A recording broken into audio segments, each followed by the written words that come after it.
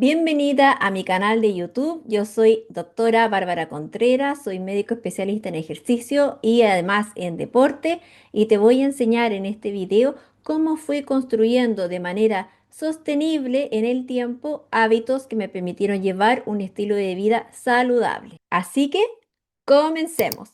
Bien, bueno, en este canal de YouTube yo te he ido exponiendo distintos videos, artículos sobre la importancia de hacer ejercicio, de la alimentación y cómo eso te va a ayudar a llevar a un pleno menopausia y a poder de alguna manera hacer algo cuando ya estás en los procesos de menopausia. Bueno, hay algo que siempre surge que es el tema de la salud. Hay muchos otros temas también de importancia, la parte laboral, la parte económica, la parte de las relaciones con las personas, etcétera. Pero de lo que yo te voy a hablar específicamente es la salud, porque hay muchos pasos previos antes de comenzar a cuidarse. Bueno, a mí una de las cosas que me ayudó, la primera, es decir, bueno, ¿por qué es importante la salud? Entonces, cuando uno habla de salud, las personas dicen, sí, es que en realidad yo hago esto para estar más saludable, yo hago esto para estar más saludable. Pero bueno, ¿qué significa estar saludable? Y eso es una pregunta que es para ti. Yo sé que la salud es la ausencia de enfermedad, pero fíjate que a lo largo de la vida igual van apareciendo ciertos factores de riesgo. Uno no es perfecto en el fondo, van apareciendo algunas enfermedades entre medio. Entonces el hecho de tener una enfermedad que sea crónica, por ejemplo, no necesariamente quiere decir que yo no tenga salud, porque yo puedo estar en perfecto estado, porque las enfermedades pueden remitir, se pueden controlar y efectivamente también se pueden sanar. Entonces hay un aspecto mucho más amplio cuando nosotros hablamos de saludable. Para mí, algo que me sirvió muchísimo fue haber asistido a un taller de coaching que lo hizo Tony Robbins. Esto en Estados Unidos, claramente encarece todos los gastos y hay que hacerse de tiempo y todo. Bueno, pero yo lo fui a ver porque vi un video en Netflix donde justamente habla de el atreverse a hacer los cambios. Y bueno, yo te voy a contar que cuando fui a ver a Tony Robbins a este taller de coaching que duró 4 días, lo que yo aprendí fue a ver mi futuro. Y eso es lo que yo te voy a invitar ahora. ¿Cómo te ves a ti dentro de 10 años, dentro de 20 años y así? Bien, ¿cómo te ves? ¿Cómo sería tu mejor versión? Y esto para mí fue clave, porque cuando yo fui a verlo, pude ver a una mujer de 70 años. Esa mujer era yo. Y lo que vi yo es que era atlética, corría por un bosque y saltaba piedras. Tenía ropa deportiva, usaba una coleta. Y bueno, eso fue básicamente lo que yo vi a esta mujer de 70 años. Entonces lo que me di cuenta es que yo me vi como una mujer activa y deportista. Ahora, tú puedes verte como quieras. Tú puedes verte haciendo que se haga una actividad con tus nietos. Puedes a lo mejor imaginándote viajando por el mundo. Puedes tantas cosas que tú puedes visualizar de ti misma de aquí a 10 años más, a 20 años más, a 30, 40, 50 si es necesario. Bien, lo importante de este ejercicio es que tú veas cómo sería una mejor versión de ti misma a una determinada edad. Puede ser a los 70, puede ser a los 60, puede ser a los 80, tú puedes ponerle la edad que tú quieras. Pero trata siempre de imaginarte por lo menos en un plazo de aquí, de 10, de 20 años más, cómo sería esa mejor versión. Porque lo que se hace después de verte es empezar a hacer la ingeniería inversa. Bueno, si yo me veo de esta forma, entonces, ¿qué elementos necesito para yo poder transformarme en esa persona? Ya, esto entendiendo que esto faltan muchos años, porque la salud no es la ausencia o la ausencia en sí de las enfermedades, es un proceso de construcción y que es continua. Y eso significa estar haciendo algo para poder ir construyendo esto y que sea sostenido en el tiempo para que tú finalmente puedas llegar a esta versión de ti misma en el tiempo que tú estás estimando. Bien, entonces con eso tú ya más o menos vas a tener una visión, una visión. Y sobre todo, responder a la pregunta del ¿para qué? ¿Para qué? Bueno, ¿y para qué yo quiero llegar a esta versión? ¿Por qué yo estoy buscando ser atlética? ¿Por qué yo estoy buscando correr en el bosque? ¿Por qué?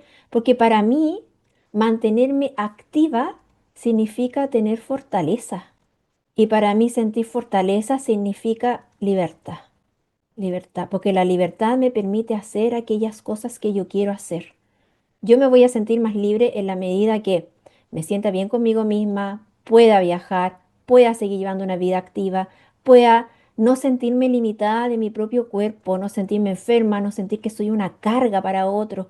Y en fin, esto, el buscar tus valores más profundos, valores, lo que te mueve a ti. A lo mejor tu valor más profundo es el amor hacia tus hijos, el poder disfrutarlo, de tus nietos, de las personas, de tus amigos. A lo mejor para ti otro valor, como yo te digo, es el sentirte libre de poder hacer esas cosas que tú quieras.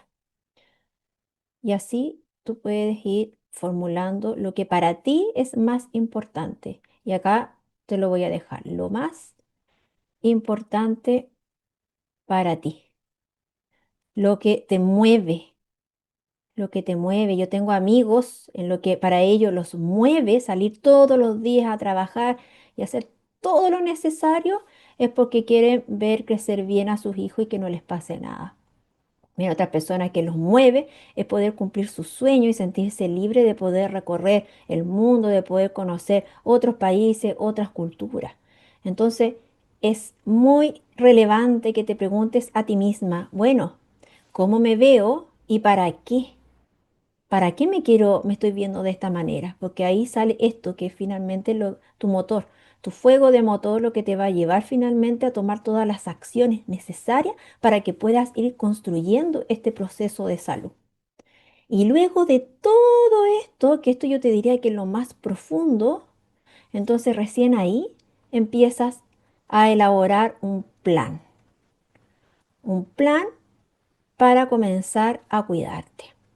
¿Ya? Y como tú ves acá, bueno, esta mujer de 70 años que se ve atlética, que corre, que salta, bueno, esta mujer yo empecé a ver, bueno, necesita, para poder construirla, necesito entonces primero empezar a hacer ejercicio.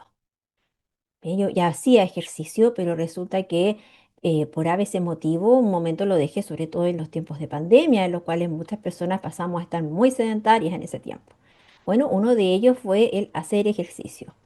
Ahora, después uno empieza a desmenuzar qué otros ingredientes se necesita para poder favorecer este resultado.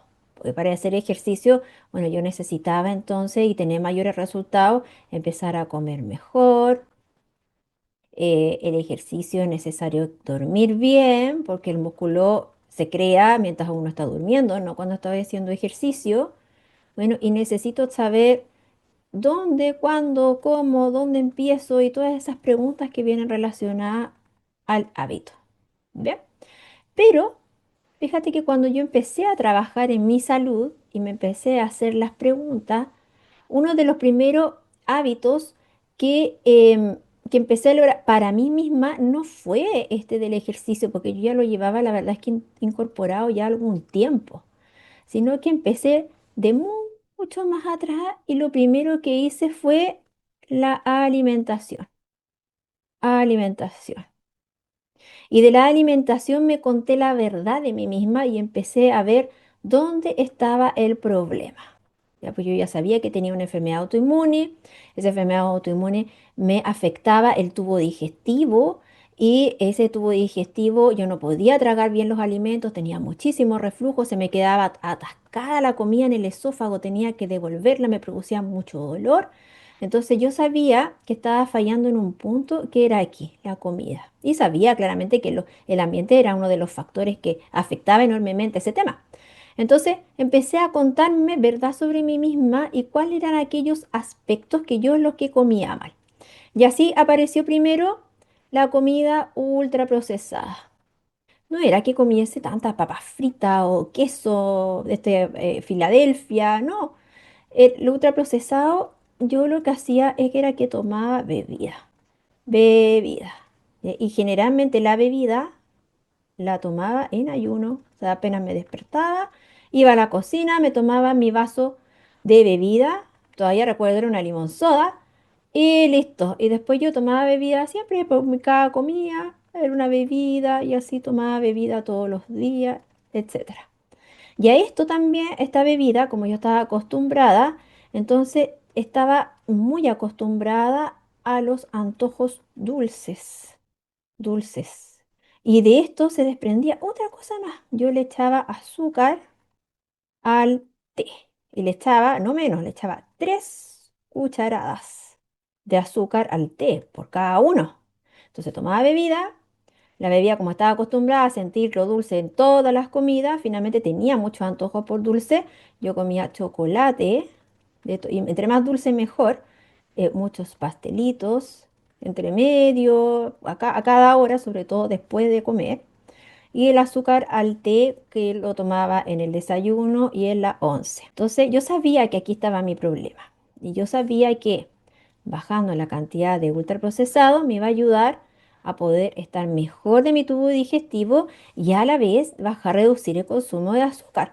Porque además de esto yo tengo antecedentes. Tengo a mi mamá que tiene una diabetes, que es una diabetes afortunadamente muy pequeña, pero igual. Su mamá, o sea, mi abuela también con diabetes. La hermana de mi mamá, o sea, mi tía materna con diabetes. Y mi papá con prediabetes. Entonces yo sé que además mis padres tienen un componente con problema de azúcares y yo ya estaba utilizando mucho azúcar, o sea, claramente ahí había un problema. Entonces yo esto le puse una prioridad uno, o sea, esto era lo que yo iba a trabajar. Y esto yo no sabía cuánto tiempo me iba a tomar, porque esto significaba hacer una serie de cambios.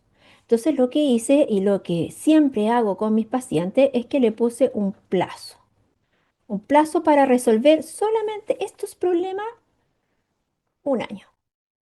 Bien, entonces después, ¿cómo comencé con este tema? Primero empecé suspendiendo el consumo de bebida. Y esto fue conversado en familia. O sea, ya en la casa, en este caso con mi marido, lo conversamos y nos dimos cuenta que para ninguno de los dos era bueno tomar bebidas. Uno, porque él también quiere preservar su salud y también por amor quería apoyarme en todo este proceso. Ya siempre es bueno tener esta conversación con tu familia y créeme que tú eres mucho más valiosa y siempre va a haber alguien que te quiere estar apoyando de una manera totalmente genuina, así que apóyate en esa persona. Una vez que lo conversamos en familia, decidimos entonces que en la casa no se iban a comprar más bebidas. Y lo que íbamos a hacer era buscar un reemplazo. Y de este reemplazo empezamos a ver cuáles eran las opciones, porque no es fácil también empezar a llegar y tomar bebida, porque los antojos son muy grandes. Esto genera un circuito de recompensa a lo dulce. Entonces uno está acostumbrado y créeme, de repente te vas a sentir mal por eso. Entonces empezamos a buscar reemplazos primero con algo sencillo, jugos. Ahora estuvimos 3 meses, cambiamos solo jugo. El tema es que esto igual tenía mucho azúcar. Entonces lo que hicimos fue empezar a diluirlo y empezar a buscar otras opciones sin azúcar y no abrimos las posibilidades de que fuese agua saborizada, saborizada. Y entre esto más o menos estuvimos unos 6 meses. Y luego comenzamos a comprar, teníamos las opciones de con gas para tratar de simular hacia alguna bebida y también agua sola y comenzar a acostumbrarse a tomar el agua sola. En este caso nosotros compramos la purificada, pues viene más limpia y además tiene otro sabor. Hasta que llegamos al agua y dejamos de tomar bebida. ¿Cuánto tiempo nos demoramos? 1 año completo solo en este proceso. Después de suspender el consumo de bebidas y reemplazarlo por agua, lo que sucedió es que una vez instalado un hábito, empieza a tirar de forma positiva otros hábitos. Entonces, como ya no estaban estas bebidas, se redujo esa de azúcar, búsqueda de azúcar. Y eso trajo consigo otro problema que tenía, que era echarle azúcar al té. Bien, entonces yo le echaba mucho azúcar al té y le echaba 3 cucharadas. Entonces, como ya no estaba tan acostumbrada a sentirlo dulce, entonces comencé a bajar las dosis, bajar el azúcar. Y también fue un lío porque uno igual está tantos años haciendo cosas, sobre todo tomando bebidas, que esto yo lo hacía desde muy pequeña, desde muy niña. Entonces, sacarle el azúcar al té era prácticamente era que quedaba sin sabor, sin sabor. Entonces yo sufría por eso. Pero era necesario porque finalmente esto me iba a acercar a mi objetivo. Entonces lo que hice fue que de 3 cucharadas, pasé a dos cucharadas. Y esto lo tuve por 3 meses. ¿Y para qué? Para acostumbrarme al nuevo sabor. Luego de estos 3 meses dije, ok, es necesario volver a bajarla y pasé de 2 a 1, también nuevamente por 3 meses. Y después de 1 cucharada comencé a media. Esto fue más rápido porque ya de 1 a media es muy poca la diferencia. Esto habrá estado más o menos unos 2 meses. Y después le echaba un poquito, una punta, digamos, de la cucharita. Y finalmente traté de incorporar los edulcorantes, pero ya como estaba acostumbrada a no sentir el azúcar, finalmente ya después de esto en más o menos unos 3 meses, yo ya le ponía 0 azúcar al té. ¿Vale? Y créeme que por cada baja que yo hacía, no alegaba porque no le sentía sabor. Entonces yo alegaba, es que está malo, no me gusta, que fome. Pero bueno, ahí lo que hacía era verme a futuro, a futuro. Y también decir, no quiero diabetes. Y además que yo atendía pacientes con diabetes y tenía que dar el ejemplo, no podía hacer otra más. No quiero diabetes, quiero verme a futuro y además que quiero estar bien con mi enfermedad autoinmune. Entonces, finalmente, estas ganas eran mucho más grandes que lo que yo alegaba por la falta, digamos, de azúcar que yo sentía. Bien, entonces, eso es que constantemente vas a estar cuestionándote y también dándote muchas ganas y energía para seguir adelante. Y luego, fíjate que todo este proceso me llevó otro año. O sea, yo estuve 2 años reduciendo el azúcar y además suspendí las bebidas. Imagínate, todo ese tiempo fue lo que me tomó. Ya, por eso que los pacientes muchas veces se angustian que tienen que hacer tantas cosas que la tienen que hacer ya. La verdad es que es muy difícil porque el hecho de estar solamente enfocándote en esto te toma mucho tiempo porque hay muchos hábitos fuertes, malos hábitos, mejor dicho, muy fuertes, muy instalados que llevan muchísimos años. Como en mi caso de las bebidas, yo estaba acostumbrada de toda mi vida a tomar bebidas. Entonces, el hecho de llegar y sacarlo de un día para otro iba a ser muy difícil si yo llevaba más de 30 años consumiéndola. Entonces, el hecho de haberme permitido hacerlo en un plazo razonable y luego seguir con otro hábito me permitió hacerlo sostenible hasta el día de hoy. Y puedo negociarlo. O sea, si en algún momento quiero ponerle un poquito de dulzor, simplemente para sentir el dulzor, pero no con la necesidad de que tenga que ser dulce, lo puedo hacer, me lo puedo preguntar. Bien, y es así como después fui llevando a otros hábitos. Ya luego empezamos a optimizar todo lo que era la comida, optimizar comida. Y dentro de esa optimización de comida fue el reducir o suspender el consumo del pan. Ya en Chile las personas son muy buenas para comer pan, entonces tanto que el pan incluso pasa a reemplazar muchas de las comidas importantes del día, como el almuerzo, como la cena. Entonces aquí tenemos algo que se llama once. Pero, ¿qué es lo que pasa particularmente con el pan? Esto no te voy a decir que lo tengas que sacar de tu alimentación porque sigue siendo igual un buen alimento para la energía. Pero en mi caso particular, a mí el pan aumentaba mi reflujo. aumentaba mi reflujo. Y eso hacía que yo tuviese síntomas, que mis controles con endoscopía hubiese esofagitis, gastritis, etcétera. Entonces había que hacer algo con este consumo de pan. Entonces, ¿qué es lo que podía hacer? Porque por cada problema que a ti te vaya apareciendo, lo que tú tienes que hacer es dejar de buscar justificaciones. Así, no, que tengo mucho trabajo, no, es que no puedo, es que ta, ta, ta. En vez de tanto decir no puedo y de justificarlo, lo que uno tiene que poner la cabecita, el cerebro es en modo solución. Entonces yo ya sabía que el pan me producía este problema, que no se me iba a quitar con estos medicamentos antiácidos, porque uno podría decir, ah, ya con el antiácido se me va a acabar. Bueno, yo te voy a decir que yo llegué a las dosis máximas de los antiácidos, no se me pasó el reflujo, no se me pasó la gastritis y además por tanto consumo sostenido en el tiempo, años de años, me produjo algo que se llama disbiosis intestinal o sobrecrecimiento bacteriano. Y finalmente yo pasaba hinchada y tenía problemas intestinales, de diarreas explosivas y bueno, una serie de problemas digestivos. Entonces, claramente mi problema no se iba a resolver usando más fármaco. Al contrario, más fármaco me estaba produciendo un problema adicional. Entonces, finalmente, dentro de mi conocimiento y además siendo muy consciente de lo que comía, me di cuenta que el pan era uno de ellos y la solución, por lo tanto, era suspender el pan. Que entonces, ¿qué es lo que iba a comer si no había pan? Entonces tuve que diseñar el desayuno sin pan y 11 por cena. O sea, ya no se consumía 11, sí se empezaba a cenar. ¿Ya? Y todo esto me asesoré por una doctora nutrióloga, ¿ya? Que me dijo básicamente qué cosas podía comer.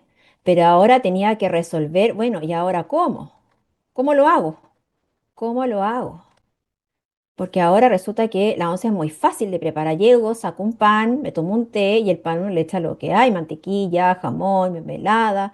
Entonces, en términos de tiempo, tiene un bajo tiempo porque es muy fácil. Pero comer cena no. Eso significaba tener otra comida como un almuerzo. Entonces, esto lleva tiempo.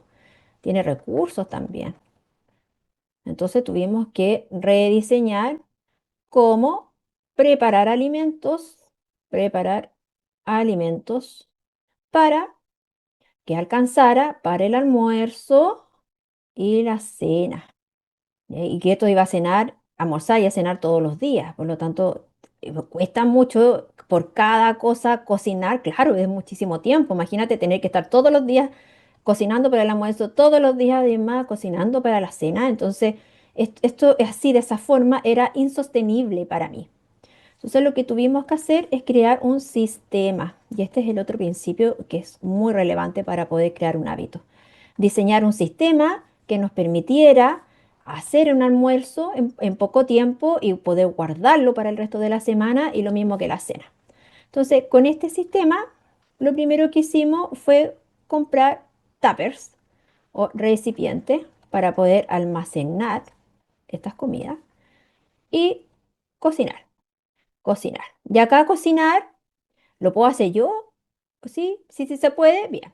¿Lo podemos hacer en conjunto? Si bien, se puede. No tengo tiempo, no tengo nada y tengo que contratar a alguien y tengo los recursos económicos para hacerlo, para que me cocine, también es una opción. Puedo pedirle ayuda a alguien que pueda cocinar por mí, que lo haga por genuino amor y porque te quiere, por ejemplo, tu mamá o alguna hermana o alguien que tú sepas que lo puede hacer, también son opciones válidas. Pero básicamente tú tienes que resolver quién es la persona que va a cocinar, dónde vas a guardar los alimentos y para qué. ¿Va a ser para el almuerzo, para la cena o va a dejar hecho para los dos y por cuántos días? Y ahí hay que aprender entonces cuánto dura la comida, si se puede o no poner al congelador. Y así vas resolviendo cada uno de los problemas que vayan apareciendo en el tema. Cuando tú ya creas un sistema, ya sabes qué día se cocina, dónde lo guardas, qué vas a cocinar, qué vas a guardar o no congelado, cuántos días dura la comida, etcétera, etcétera, es porque tú ya creaste un sistema y después tú lo aplicas día a día y eso es lo que va a hacer que sea sostenible en el tiempo. Bien. Y luego, después de todo esto, ahí recién En mi caso vino el ejercicio, que esto ya estaba, yo toda mi vida he hecho ejercicio, así que en realidad era algo que ya llevaba operativo. Y simplemente lo que hice fue hacer algunos ajustes, como comenzar a entrenar fuerza, y de ahí de la fuerza qué cosa necesitaba entrenar, y así hasta el día de hoy. Bien, este tema de la comida, del pan, de la cena, también fue un año. El empezar a entrenar fuerza, yo primero comencé con 2 veces a la semana, llegué a 5, este año me propuse 6. Bueno, el haber llegado de aquí a aquí, este fue un poquito más rápido, 9 meses, porque yo ya como tenía incorporado el ejercicio que yo hacía básicamente cardio o aeróbico, yo ya sabía, ya yo ya había elaborado formas de al menos 3 veces a la semana, incluso antes, mis veintitantos años, era todos los días. Pero luego que yo me puse además a incorporar la fuerza, primero partí con poquito y después ya me metí a 5, fueron 9 meses en algo que yo ya sabía cómo funcionaba. Y ahora, este último 2 meses he aumentado a la cantidad de 6 veces. Bien, entonces, todo esto que yo te cuento me ha tomado a mí personalmente 8 años. Y todos los años, por cada año, un nuevo hábito. Todos los años agrego algo, algo nuevo. Y me doy el tiempo.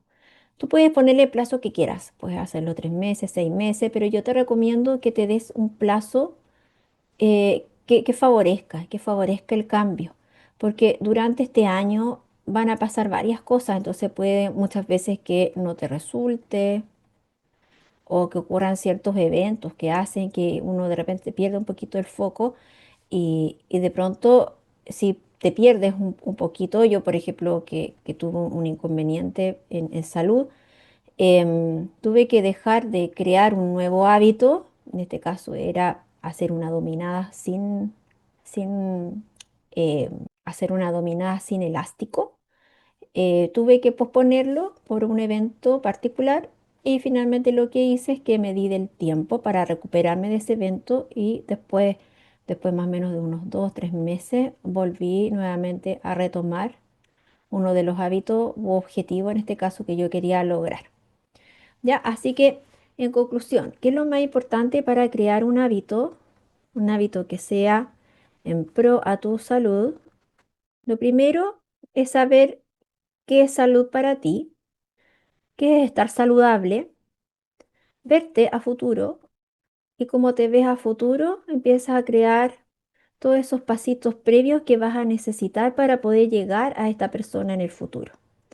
Y luego comienza por el hábito que tú veas y que tú sientes que es el que está más fallando y el que tú te comprometes sí o sí a resolverlo. Y lo más importante es que tú te cuentes verdad de ti misma, qué es lo que está fallando. Y ahí concentrar toda la energía para que puedas irlo resolviendo. Y pone plazos que se puedan cumplir un año. Un año es un súper buen plazo para solamente enfocarse en una cosa. Esto es lo que nosotros llamamos el famoso baby steps, que son los pasitos de bebé.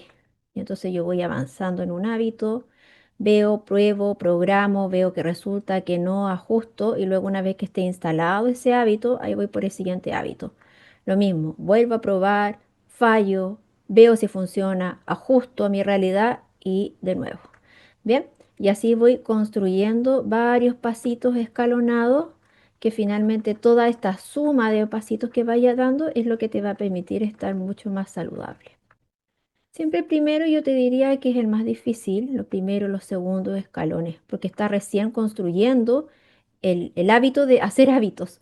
Entonces, a la medida que vayas construyendo hábitos, es más fácil poder ir creando varios hábitos. Ya, entonces esto diría que es lo primero. Lo bueno del hábito es que tú puedes elegir algunos hábitos que yo le digo los hábitos interesantes, porque hay hábitos que traen muchos hábitos. Entonces, por ejemplo, que me gusta el ejercicio, cuando uno empieza a trabajar en ejercicio, lo bueno es que el ejercicio propicia muchos hábitos también buenos. Entonces, las personas que hacen ejercicio disminuyen su consumo de tabaco o cigarro. Entonces, solamente trabajar este hábito del ejercicio me va a ayudar además a crear otro hábito porque además me reduce el consumo de tabaco. Si yo hago ejercicio, voy a sentir la necesidad también de comer mejor o estar más pendiente, quizás buscando, oye, ¿servirá proteína? ¿Servirá la creatina? Hoy resulta que me dijeron que esto no reemplaza la buena alimentación, ya cómo podría empezar a comer mejor. Entonces, atrae un nuevo hábito. El ejercicio también mejora el consumo de agua, porque indudablemente vamos a necesitar hidratarnos mientras estamos haciendo ejercicio y este consumo que antes no estaba de agua, ahora va a estar incorporado solamente por este tipo de hábitos. Bien, ya sí, tú puedes ir eligiendo algunos hábitos estratégicos que te permitan crear otros hábitos, ¿ya? Entonces, tú puedes, tú puedes elegir, tú puedes elegir lo que más te convenga. Finalmente, lo que nos interesa es que elijas, comiences, te equivoques, progreses y luego vas a ir creando tu propio modelo que sea mucho más eficiente, así como yo he podido crear este modelo y enseñártelo a ti en este video. Cuéntame qué te pareció este video y cuéntame en los comentarios si has podido trabajar algún hábito, en qué ha consistido ese hábito y cómo has podido sostenerlo en el tiempo. Me interesa mucho saber cómo lo has logrado. Así que si te gustó, suscríbete, dale clic en las notificaciones para que puedas recibir mucho más contenido sobre este que te permita mejorar tu salud y sobre todo tu calidad de vida. Que estés bien, nos vemos.